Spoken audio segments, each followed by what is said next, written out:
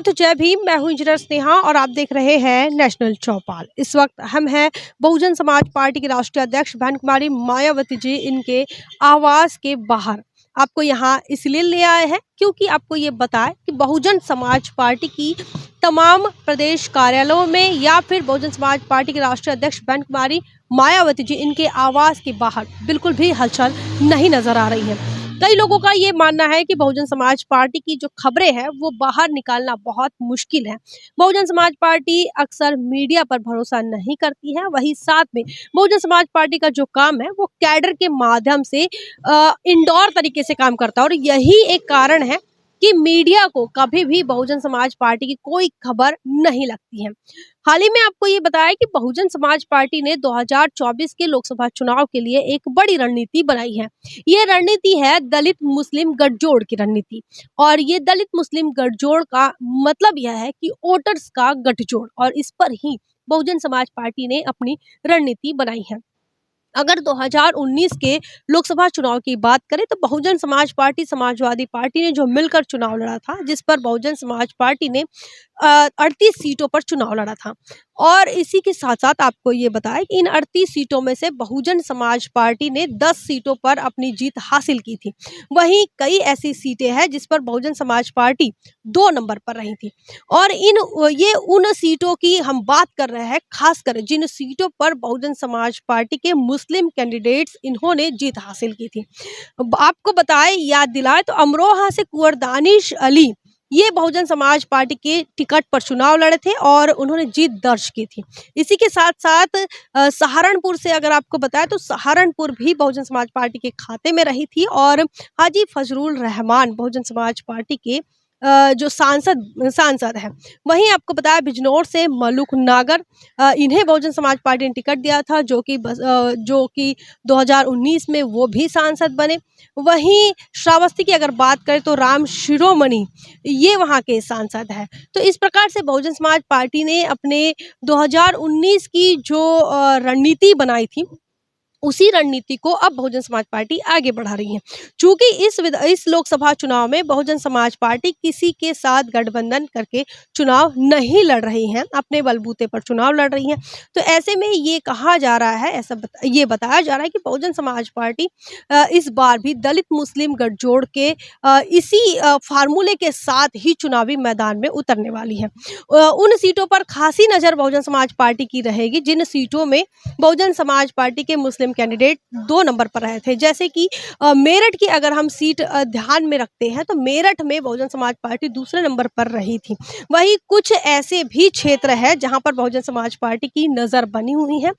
फिलहाल वो तमाम जो सीटों पर, क्योंकि 2019 में ये गठबंधन के साथ चुनाव लड़ा गया था तो कुछ सीटें कुछ मुस्लिम क्षेत्र या फिर कुछ ऐसे एरिया जहां पर कि मुस्लिम और दलित गठजोड़ काम करेगा, मुस्लिम और दलित वोटर्स की संख्या जहां पर ज्यादा है, ऐसे कुछ क्षेत्र जो है वो आरएलडी और समाजवादी पार्टी के हिस्से में भी चले गए थे। तो ऐसे में उन तमाम सीटों पर भी बहुजन समाज पार्टी की बड़ी नजर है और बहुजन समाज पार्टी ने इस बार के लोकसभा चुनाव के लिए बड़ी रणनीति बनाई है कि सबसे ज्यादा बहुजन समाज पार्टी इस लोकसभा चुनाव में दलित और मुस्लिम इन्हें ही अपना दावेदार, अपना उम्मीदवार बनाने वाली है। वहीं आपको ये भी बात बताएं कि इस लोकसभा चुनाव को लेकर बहुजन समाज पार्टी ने अपने संगठनात्मक ढांचे में काफी कुछ बदलाव किए हैं और काफी कुछ सुधार किए हैं। आपको ये भी बात बताना ज़रूरी है क्योंकि बहुजन समाज पार्टी की तमाम जो खबरें हैं वो खबरें आपको कभी भी सोशल मीडिया पर देखने को मिलेगी, लेकिन कभी भी मेन स्ट्रीम के मीडिया पर देखने को नहीं मिलेगी। तो ये 2024 के लोकसभा चुनाव को लेकर बहुजन समाज पार्टी किस प्रकार से साइलेंटली काम कर रही है और ये जो साइलेंटली काम कर रही हैं ये कहीं ना कहीं भारतीय जनता पार्टी के लिए साइलेंट किलर का भी काम कर सकती हैं और ये तमाम तैयारियां बहुजन समाज पार्टी ने काफी पहले से शुरू कर दी थी, जो इसकी अब तक किसी को कोई खबर नहीं लगी है।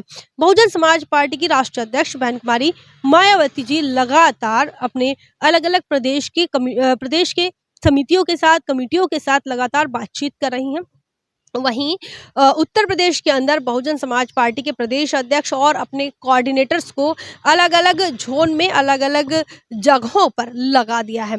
तो आने वाले 2024 के लोकसभा चुनाव को लेकर बहुजन समाज पार्टी के पास बहुत अच्छा मौका भी है और दस्तूर भी है। क्योंकि जिस प्रकार से देखा जा रहा है 2024 में मोदी को रोकने की जो बड़ी प्लानिंग विपक्ष के महागठबंधन के तौर पर हो रही थी, वो कहीं न कहीं बिखराव के राह पर है, बिखराव की कगार पर है। कांग्रेस का कुछ अता-पता लग नहीं रहा है। इंडी अलायंस जिस नाम से ये अलायंस बनाया गया था, उस इंडी अलायंस के घटक दल लगातार टूटते हुए जा रहे हैं। वहीं आपको बताएं, उत्तर प्रदेश के अंदर समाजवादी पार्टी ने ही इंडी अलायंस की तमाम जिम्मेदारी अपने कांधे पर ली थी।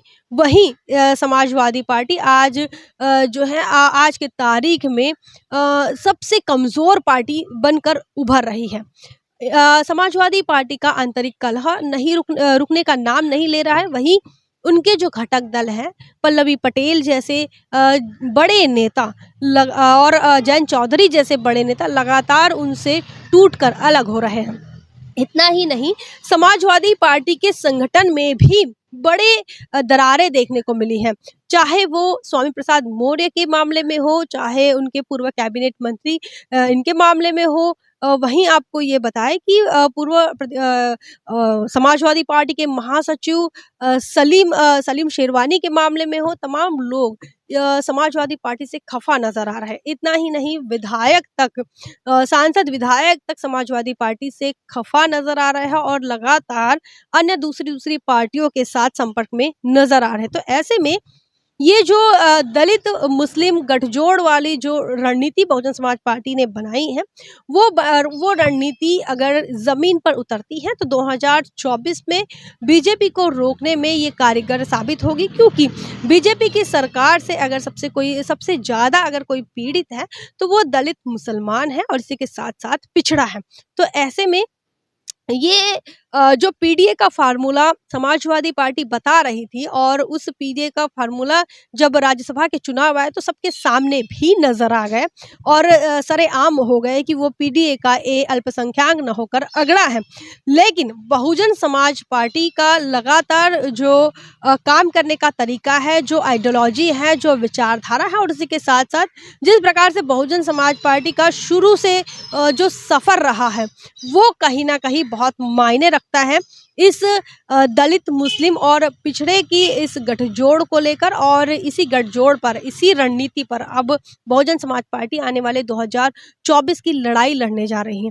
क्या कुछ होगा वो तो समय बताएगा, लेकिन बहुजन समाज पार्टी ने इस बार बहुत ही खतरनाक रणनीति बनाई है भारतीय जनता पार्टी को रोकने के लिए। और साथ ही सोने पे सुहागा ये भी है कि इंडी अलायंस यहाँ पर बिखराव के कगार पर है।